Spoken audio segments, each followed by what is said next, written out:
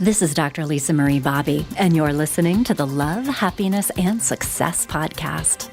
Today, you probably have goals for your career, your finances, even your hobbies, but what about your goals for your relationship?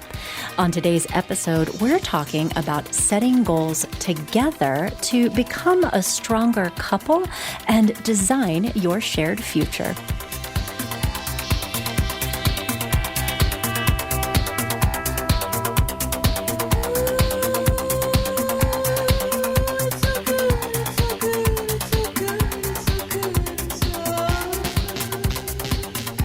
The one and only Donna Summer, people. If anybody has ever captured the feeling/experience of relationship bliss, it is Donna Summer.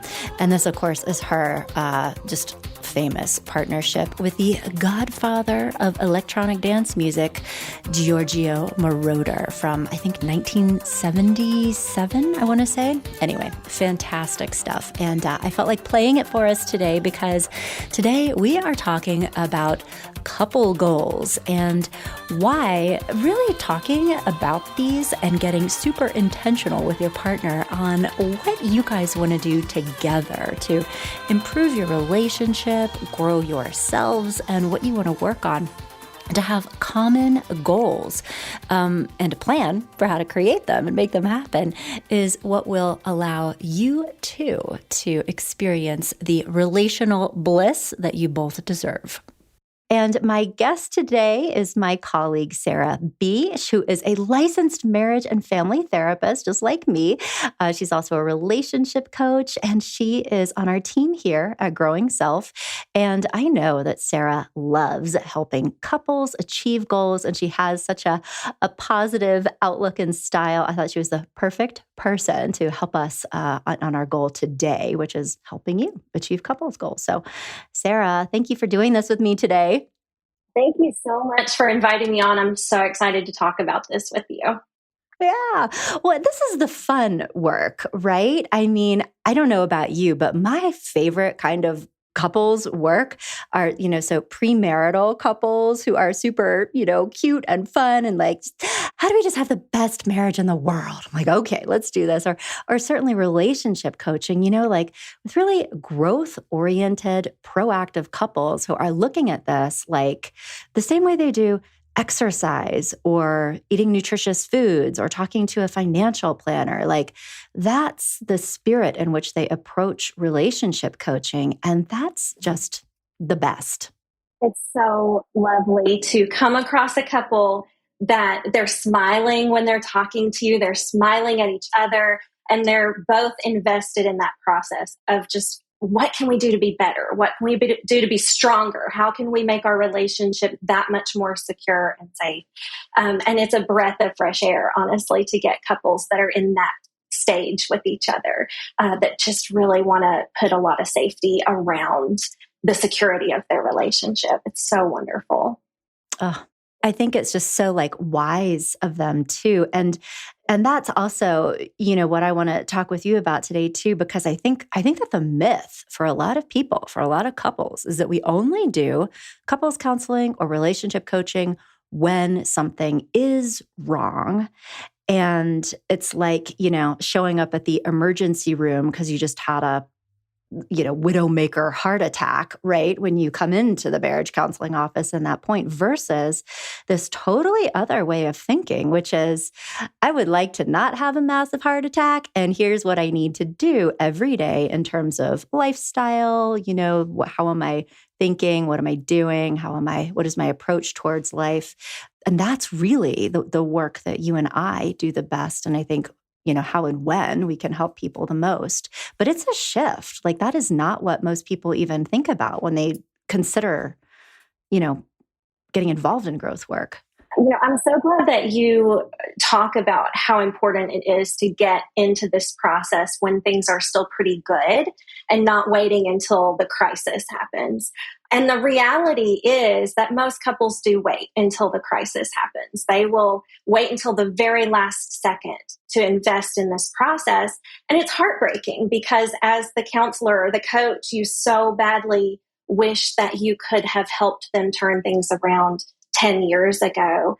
I think about it like if you were to get diagnosed with cancer, the next best piece of news that you can get is that it's really early and it's going to be really easy to treat. And it gives you so much hope. And if you have poor communication skills in your marriage and you leave that for 10 or 20 or 30 years, it spreads. And the sooner you can get in there and cut it out and treat it, the better your chances are to fully recover and thrive.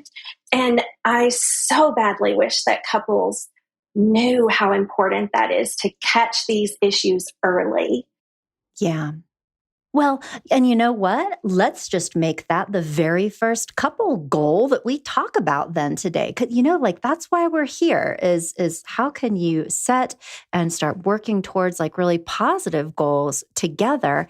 And, I think that one of the most positive and really like ultimately productive goals any couple can have is to say, how can we be proactively tending to our relationship in really positive ways so that we don't ever get to this crisis point where we're like feeling like we're on the brink of divorce, or some horribly like regrettable have happened.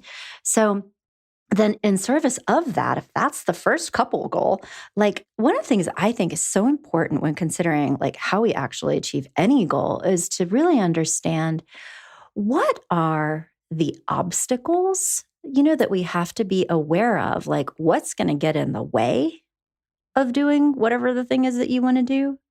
And then also, what are the actions that you need to be like consciously taking, right? And maybe it's a mindset, maybe it's a specific like habit, right? But starting with the obstacle, for that first one, what in your experience is like the thing that is the biggest, even subconscious obstacle for couples to achieve that number one goal of let's take care of this and keep it healthy? I think the conversation around mental awareness, emotional intelligence, it's still a relatively new conversation. And I think a lot of adults, my age especially, we grew up with families that didn't support those conversations. So it wasn't safe for us to talk about our emotions. We didn't learn that language. And then we get married to someone who probably didn't learn that language as well. So we don't know how to speak to each other emotionally. And I think that that's a huge roadblock is that stigma and that mindset around reaching out for help and being willing to learn those new skills because it's not something that we grew up with.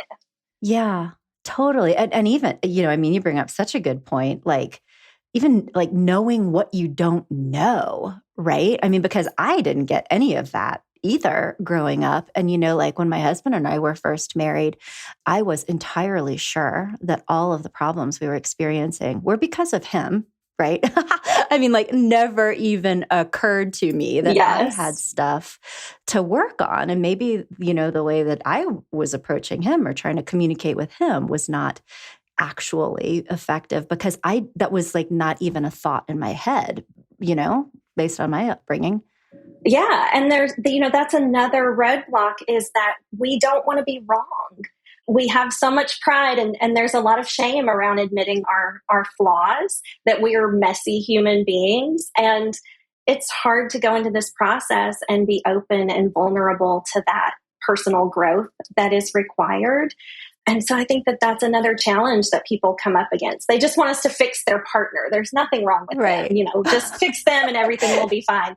And usually that's not the case because we've got two people that have great qualities and messy qualities. And so being willing to be vulnerable to that process, I think is a challenge for a lot of people.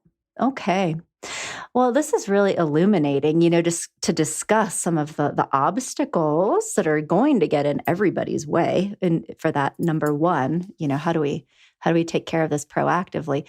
So then if we shifted and talk about, the actions, the thoughts, the habits that would help people, move past this and do what they want to do, which is really be an active participant in the quality of their relationship, what would you advise? I think the number one thing is be willing to be messy. None of us are perfect. We all have our strengths and our weaknesses.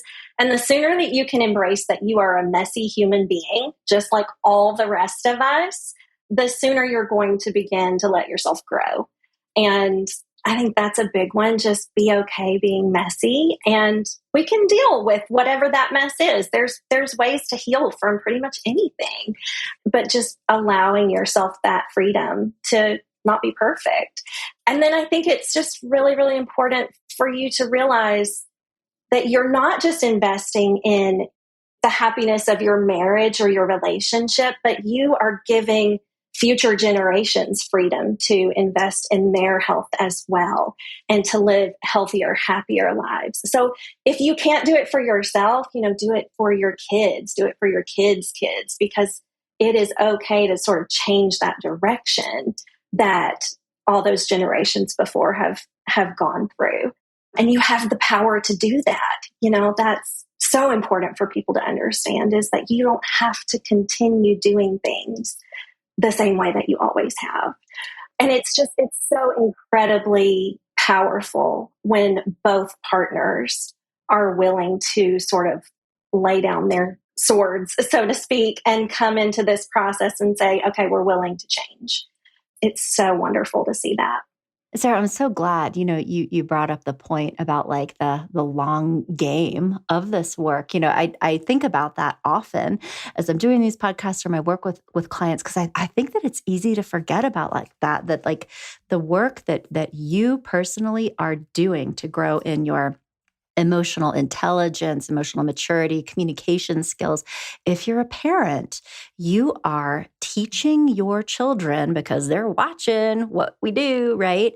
And they're learning and developing those abilities. The legacy they're going to carry forward is healthy relationships, hope, optimism. Yes, I can, and that's amazing.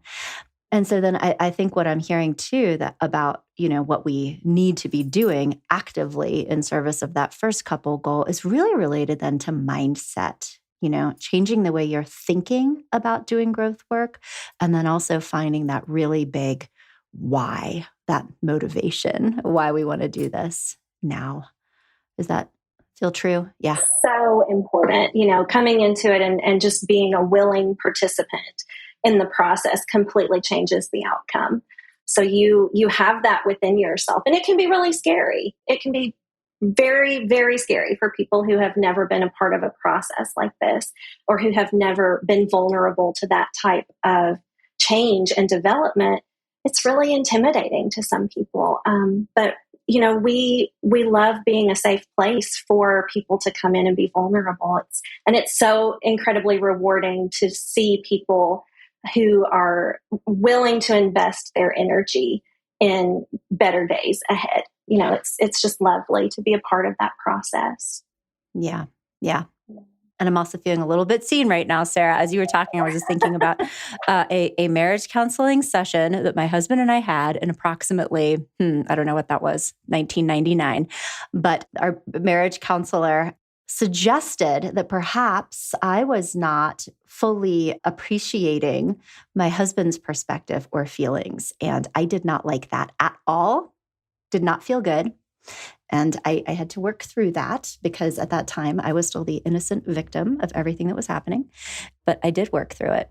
And that's when everything changed. So I have actually a very similar story that I will share, just a little bit of personal disclosure. So my husband, lovely, lovely human being. We've been married for 11 years.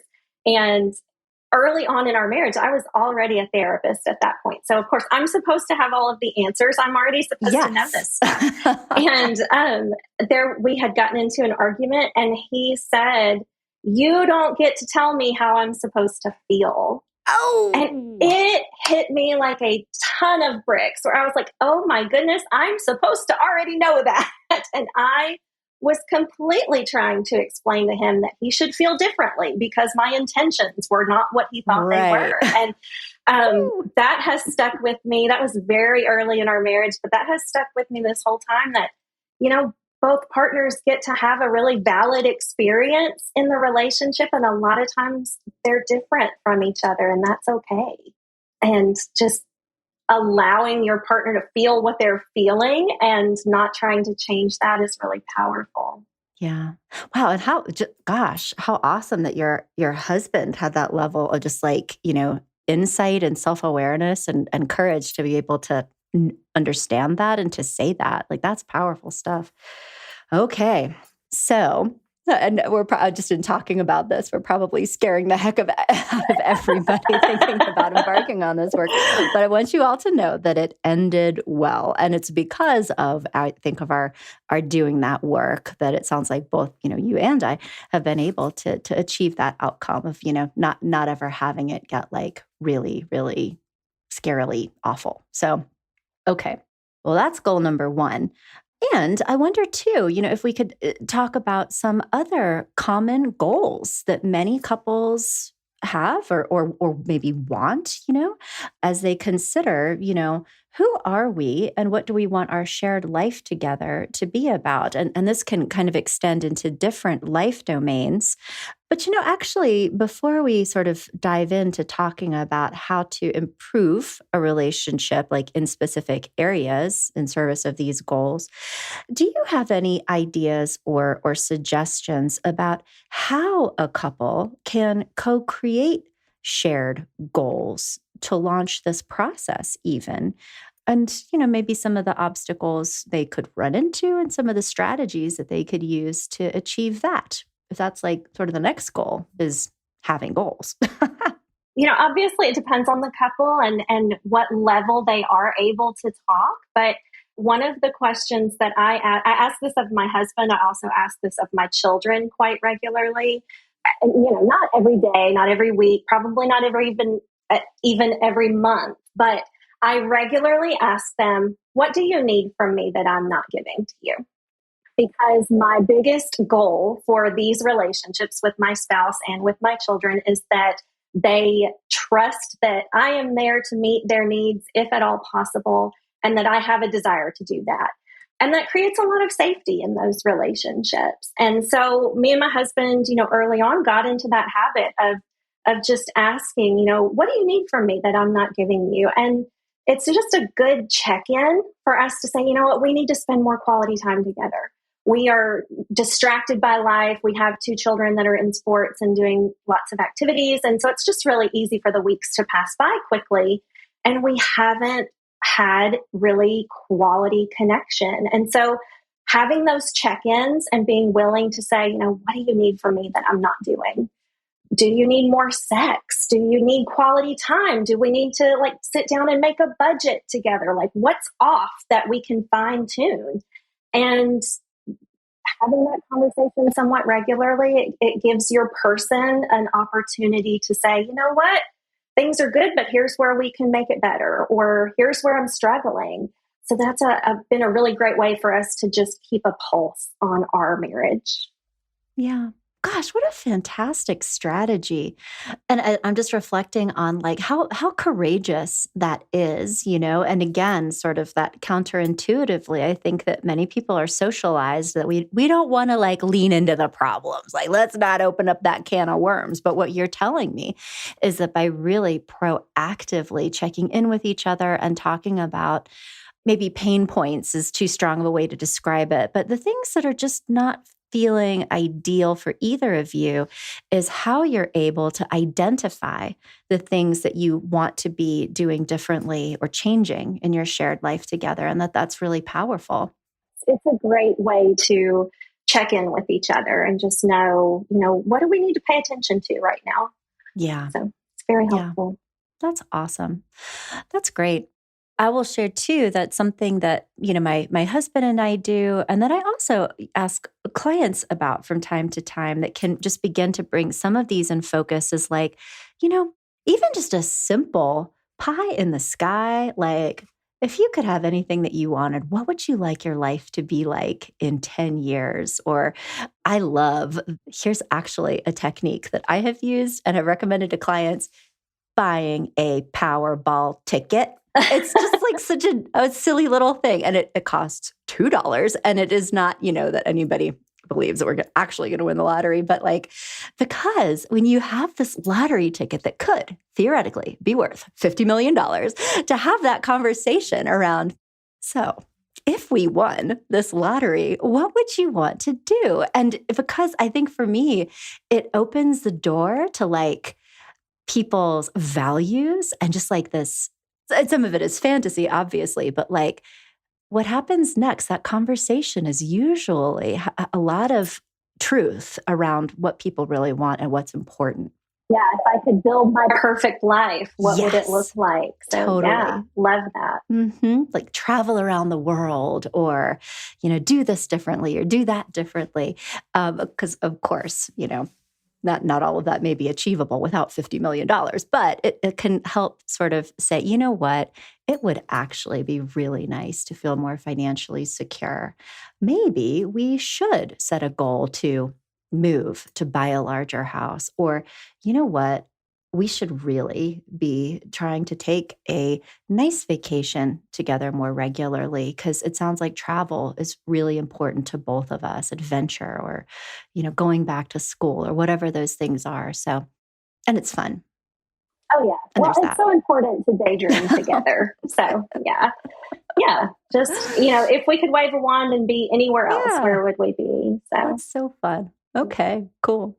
And so then in your experience, as a marriage counselor, you are a licensed marriage and family therapist. And I know that you have so much expertise with helping couples who do come in wanting support in working on specific things, right? Like for some people, it is getting on the same page financially. There is such a thing as financial counseling for couples, because getting on the same page, having a shared vision, and being able to operate, as a team in service of financial goals can be really important.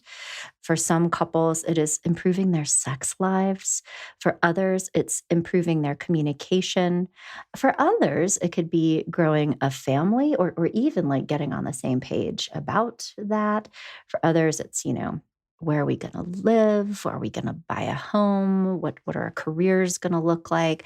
I mean, as you sort through your mind, what feel like the common couple goals? I mean, and we're not talking about people on the brink of divorce, obviously, but for those couples that just want to be the best version of them, I think, going back to the issue of quality time, that's a really hard one for people these days.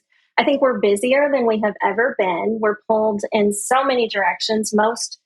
Maybe not most, but a lot of households are two-income households. So both parents are working. Kids are much more active in activities than they've ever been before. And that can really create a deficit in the amount of quality time that couples are able to spend together. And there's also a theme that I notice with the couples that I work with, that what equals quality time for one partner might not feel like quality time for another partner. So, sitting and watching a show together at night might really fill someone up. It might meet a lot of their connection needs. But for the other one, that's not cutting it. But they haven't talked about it, so they don't know that. And so, something that I think is really important is for couples to have very specific conversations around what are the activities that we do together that really meet my connection needs, that make me feel cared for, that make me feel like we have really had time to connect and interact and converse, and being very specific about that. What I hear from a lot of couples who have, gone to other counselors in the past or have had other struggles is that there's a really quick recommendation. Oh, you should have a date night. You should just have a weekly date night. I've never met a marriage and family therapist who knows what they're doing, who goes there first. It is so annoying. It's frustrating because it's unrealistic for a lot of couples. It's very rigid. It's not opening up the conversation to what you really need from each other. And it creates a sense of failure if you don't do it or you don't stick to it. And it could breed a lot of resentment if, one person is expecting you to follow through with that, and then for whatever reason, the wheels come off, So I never suggest that to anyone. But my suggestion is, okay, what are some activities that you both love doing together? What have you done in the past that was really fulfilling? Did you go to the gym together? Me and my husband enjoy trying new sushi restaurants. That's a thing that we stumbled onto that we were like, oh, we both enjoy this. Let's have a sushi date. We like watching comedy. So, one of our activities is, hey, let's get in bed early and watch a comedy show together. Or let's put something on the calendar. Let's buy tickets to a comedy show. So those are just some of our personal connection activities that we enjoy. But I encourage couples to have those conversations. Was going to the gym really fulfilling for you guys as a couple? Did you feel very together in that?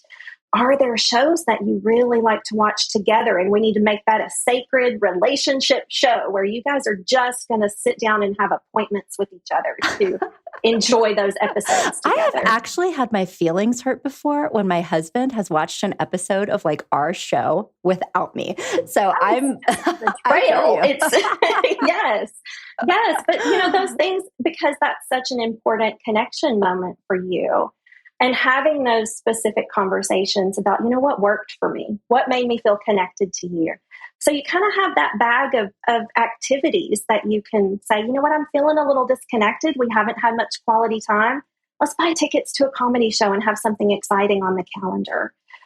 So that's, I think, a really practical way to just kind of know you've got those arrows in your quiver that, when things are coming off a little bit loose, you don't feel connected. We have some safe activities that we know work for us. So that feels like a good one. Yeah. Yeah. So the goal, and this is a big goal that should be a goal for every couple, but is how do we stay connected? And by finding those points and, just to offer other resources for our listeners. Like as you were talking, Sarah, I was thinking about, and I know that this is very like pop psychology and it gets a bad rap, but I think there's so much wisdom in the idea of love languages, like understanding what yours are, because that's what you're saying, like figuring out how do I feel filled up.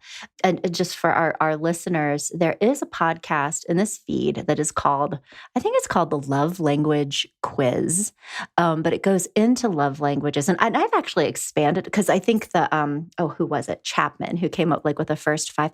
I think that there are actually a couple of other important love languages. And I think it is along the lines of what you're talking about, like, because there's that quality time together, but then there's also the emotional connection component. So anyway, for more discussion on that, you could check out that Love Languages podcast. And then I'm pretty sure that, so also just for our listeners, like, so with couples that we work with in our practice, and we don't do this with everybody, but we do have like relationship assessments that we'll do sometimes. And in those, there is like a section to try to get at what some of those love languages are.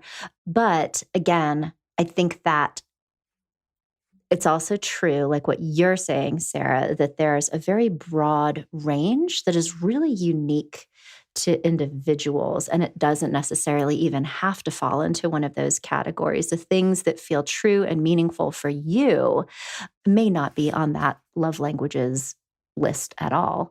And so you're talking about like kind of doing a deeper dive into this. What's important to you? Just having that conversation with your partner so that you both have that awareness. It just feels important. Yeah, definitely. Okay.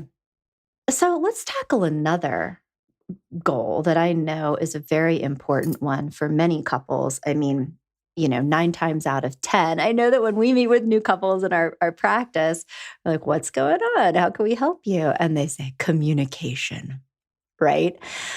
So, and that's a worthy, couple goal is to improve communication. And I know that this is a huge topic, and we're not going to solve everybody's communication problems in the next 5 minutes. But what would you say are some of the biggest obstacles to really achieving healthy, emotionally safe communication in general?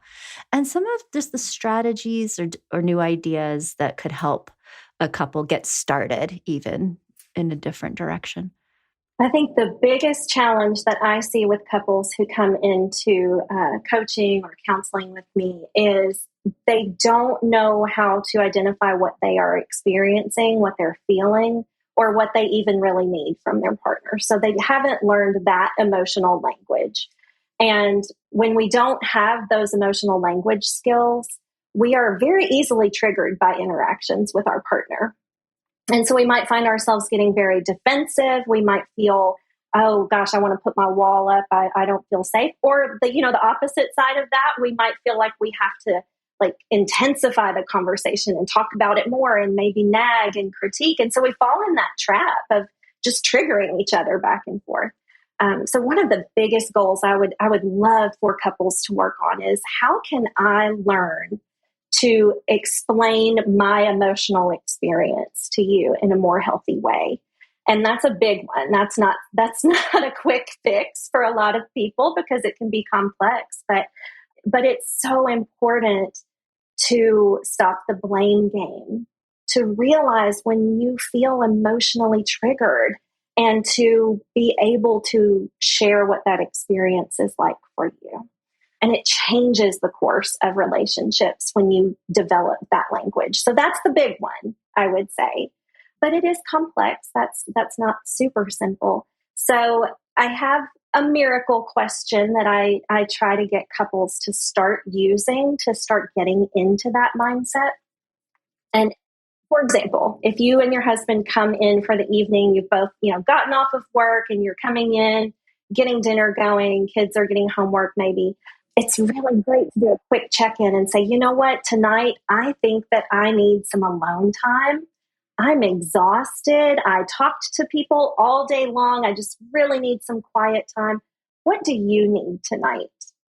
And that exchange creates a lot of safety in the relationship, that both partners' needs are important, that we want to make sure that we are meeting both partners' needs, or creating space for both of you to have needs, and setting the tone for the evening. And so that's a really rich communication strategy that I've seen work for a lot of people. Yeah, that's wonderful. And going back just a little bit to the first point, because I love your tip about like making it a point to say, this is how I am feeling. Here's what I feel like I need. How do you feel? Just doing that on a very regular basis. This idea about working on your own emotional intelligence skills, because and we've talked about that on previous podcasts too for our listeners, if you'd like to learn more about that subject as its own thing. But that idea of knowing how you feel, being able to manage your own feelings, knowing how another person feels, being able to communicate effectively based on, what you know about that other person. Like there's a lot there. And I'm actually thinking of a recent listener question that came in for the podcast that feels relevant here because to paraphrase, and I don't have the question right in front of me, but this listener says something that, we often hear, something along the lines of, Dr. Lisa, thanks so much for the podcast. Been listening to it, really liked your communication podcast, and I've been working, really hard to be an emotionally safe person. But my partner is using a tone that I don't like, or talking to me in a way that I don't like. And so it shifts from, because I heard you say, Sarah, okay, so let's focus on, what you're feeling and how you're communicating. But there's this tendency to be like, oh, so how do I get my partner to do what you're saying? Because that sounds really great.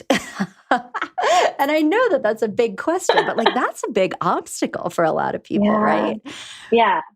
If your partner is really escalated in the moment, they're really, really intense, empathy is really the best way to mitigate that type of intensity. So if you are cultivating more emotional awareness and you are building those skills, but you're just really wanting your partner to also do that, you can actually start to ask them, like, are you feeling really stressed?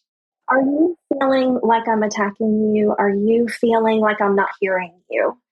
And that empathy, that softness, that willingness to remain peaceful in the midst of their chaos can really invite them to come to a calmer place, a more peaceful place, and sort of reconnect. But that's challenging when your partner's not doing the work and you're doing the work. Really, that's a tough experience. But there's a kind of a rule, like you don't have to attend every fight you're invited to or every argument that you're I like invited that. to. And if you refuse to attend the argument that your partner is inviting you into with their tension and their escalation, they can't fight with you. Yeah. So you can be loving and also remain disconnected from their tension, from their escalation. You don't have to show up to every party that you're invited to, so to speak. Definitely. And that's great. Even just boundaries, you seem very upset right now. What's going on, to try to get them to talk about it in a different way, but also to say, I'm not feeling comfortable with the way this is happening right now. And so I'm not going to do this. Would love to have a more productive conversation about what's really going on so we can find some solutions. I'm going to be over here, and you are welcome to come find me when you're ready to do that. That's huge. That's huge. Being willing to walk away from a conversation and inviting them, once you have calmed down, I would love to talk to you about this. I'm here for you. So that they don't feel like you're just abandoning them or you don't care about what's happening to them. But it is okay to give yourself permission to say, you know what, this isn't going to be a constructive conversation. So, and also, it's not okay for you to talk to me that way. You can hold your ground and still love your partner. And I would argue that holding your ground is loving your partner. Absolutely. Yeah, totally. And I will add to, something that's also just coming up as we're talking. And I think potentially like beyond the scope of what would be easy for a couple to do on their own. Like this is, one of the reasons I think why it's really helpful to have, an MFT in the room. But I just wanted to say a huge opportunity for growth in the area of communication that I've experienced and also working with my partners is really understanding the culture of origin that your partner is kind of coming from, and what was like normal communication in their family of origin, how people talk to each other. Because I think the one thing that messes up so many people is that we all come into our relationships with these ideas about what is normal. This is the way that people should talk to each other, right? And I think also there's a little bit of risk. I mean, most people in our shared profession, Sarah, tend to be empathetic, emotionally intelligent, and sensitive women with a fairly gentle communication style, right? And so even when you listen to podcasts like this one, like you and I are talking about, talking in a certain way that is kind of the norm for our shared culture, right? And so then one of the things that was a huge growth opportunity for me is like even doing a genogram with my husband and realizing, what was sort of normal in his family of origin and how that related to his habitual way of communicating. Because before that, I did not like some of the ways that he communicated, and I had lots of opinions about what he could be doing better, right, with that. But I think what was really important was for me to understand and like accept and sort of reframe that when he seems angry or sort of like can use an angry tone, like he would still do that, but my interpretation of what was happening in those moments was a lot different. Like this is actually the way he processes things. He usually goes to this, and then he kind of comes back down, and is able to process it later. And so that it kept me from like being upset with the way that he was communicating, which in the past would have been like what a lot of our fights would have been about. It's not like what you're saying, but it is how you are saying it, right? And so I think to really go into that, like, understanding and almost like acceptance of who your partner is and where they come from, that's a very powerful tool, I think, and ultimately creating change in the way that we experience the communication styles of our partners. But that's also like, that is pretty deep work. That's not something that you're going to do with two conversations at the kitchen table, We're on, what is this, year 26 of that growth process, Sarah, and I'm still working on it. But yeah, but it is beneficial to have conversations about how you act when you're angry, when you're not angry. Bring up that conversation and be proactive about when you are angry. I notice that you slam things down on the counter, or your voice gets louder. And, when you are angry, you have a tendency to like turn and walk away or leave the conversation. And having a conversation when you are not angry about how you communicate in those moments can sort of help you get better understanding of really what's going on with your partner when they are triggered or there is something going on. Yeah. Yeah. Good advice. Okay. So I know we're coming up on our time. I wonder if we could do a quick kind of lightning round to tackle two huge, giant topics, sex and money. Oh, wow. Go. Those are the biggest ones. Why did we say those? I know. And if this is too much, it's okay. But well, no, I think for sex, have conversations about your sex life that are not sexy. Talk about what works for you, what doesn't work for you. Are we in too much of a routine? Do we want to add some spice? Be really open to hearing what your partner's experience is in your sex life. That can be hard. There can be a lot of personal feelings that come up about this topic. So it can be a tough one. But if you're proactive, again, it's so much about proactive communication. Initiate a conversation about your sex life when you're not having sex, and just talk about, this is what we're getting really, really right. This is where we could really explore more or spice things up a bit. And this is maybe something that we do that just does not work for me. It's not on my top 10 list. So, and just be open to hearing about what your partner has to say about that, and take that in and do something with it. That can be really rewarding. So I say a lot that safe sex is great sex. And what I mean, emotionally safe sex is really great. And so we want couples to have that goal of how can we build more emotional safety around our sex life, and be more proactive about spicing things up if we need to. That's awesome. I love that. And those courageous conversations about what would feel good for both of us and how do we create that. I love it. Okay. What about money? Money. That's a tough one. Oh, goodness. Radical honesty. Wow. There's a thing called financial infidelity. I've hidden money from you, or I have an account that you don't know about, or I'm spending money that you don't know I'm spending. That creates wounds in the marriage just as much as having an affair. Oh, yes. It breaks that trust just as powerfully as, sexually stepping outside of the marriage. And it's so incredibly important that you have, again, proactive conversations about our financial goals. What are we getting right? What could we do better at? Let's set a little short-term goal of, do we want to, save a certain amount of money or save up for a trip? But there has got to be radical honesty around finances. Yeah, definitely. And on deeper levels, I think many times than people think, and, certainly like in the case of financial betrayal, which is very real. And there are a lot of people carrying secrets around. Yeah.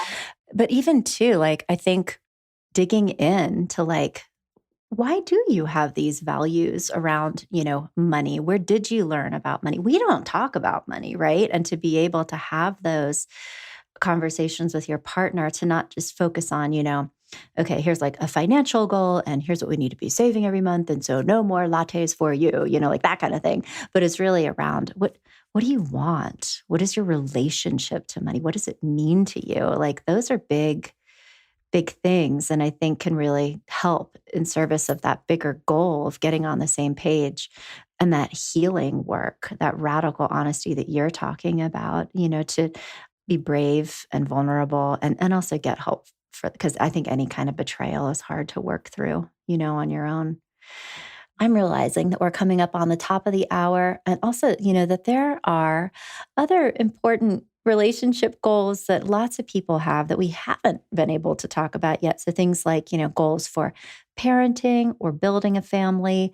Lots of couples have goals around things like teamwork, how to create a relationship that feels more balanced can be a big one for a lot of people. And then also, bigger picture life goals. And so But I think too that just in this conversation, the common elements for working towards all of those goals is really exactly what you've been talking about, Sarah. Having courageous conversations that are vulnerable, that are authentic around what do you want, what do you need, what could we potentially be doing together to create this shared reality. And I will also add that in my experience, I think sometimes couples need to know that it is okay to want some different things, to have different values in certain domains. And this is my own, bias, but for me, I think part of being in a truly healthy relationship that grows is to also be taking the stance of my partner has these goals for their life that are not actually things that I would want for myself or in alignment with my values. But part of my job to be a good partner is to support them in the actualization of whatever that is, and that's going, both ways in a relationship. But I just wanted to say that out loud because I think sometimes, especially for younger couples, if they are having these conversations and want different things, that can feel sort of scary for them, or like they don't know what to do with that. And so I just wanted to say out loud that that's a good thing, that's how your relationship grows over time, as both of you keep growing as individuals as well as a couple. I love that you're highlighting that because I think it's so important. It's lovely when we can be on the same page as a couple, Yeah. But if we can create safety for our partner to have a different page and it's in the same book, yeah, that's okay. Like you don't have to be on the same page. We just have to have an agreement with each other that both of these pages are okay and can exist in the same book. So that's huge. Yeah. Huge. I love the way you said that. You don't have to be on the same page, just the same book. All right. Oh, well, this has been such a fun conversation. Thank you for doing this with me today. No, thank you for inviting me. It was so fun. I appreciate you. Well, and thank you too on just behalf of our listeners for sharing so many, I think really actionable tips and strategies about how to go about creating couples goals. This was wonderful. Thank you. What a fun conversation. I hope you got a lot of new ideas and tips from listening to the conversation that Sarah and I just had. And I also just want to say, as we were wrapping up that interview, we were both just acknowledging the fact that there's a lot there. Like every single one of those topics, we could do a podcast and probably should on every single one of those. So if you would like more support and resourcing as you are seeking to make positive change in any of the areas that Sarah and I discussed today, just want you to know that there's so much more for you. You can come to growingself.com and go into some of our collections. We have a healthy communication collection. We have a growing together collection. And these are collections like the Growing Together collection has all kinds of articles and even a podcast like Spotify playlist for you that does deeper dives into things like how to improve your partnership, how to get on the same page as a couple around finances, how to improve your parenting strategies together. We have a Happy Families collection. So I just want you to know that there's a lot to learn with any of these and just that there are resources for you. So come to growingself.com, come to our blog and podcast page, and then from there, you'll be able to browse around any of these collections and find more ideas and expert advice and resources to support you and your partner on your journey of growth together. Okay, I just wanted to mention that, but thanks again for joining Sarah and I today, and I will be back in touch soon. And hey, in the meantime, subscribe to the podcast. Have you subscribed yet? While we're here, hit the subscribe button, and then you will not miss next week's episode or any of the other ones I do. I'm right here every single week sharing advice with you. And if you subscribe, you will know what's going on. And we'll get to hang out again and listen to more amazing music like this Synergy with Donna Summer and Giorgio Moroder. Such good stuff. I'm not sure if they were a couple, but they sure did have goals and they were able to achieve amazing things together. See you next time.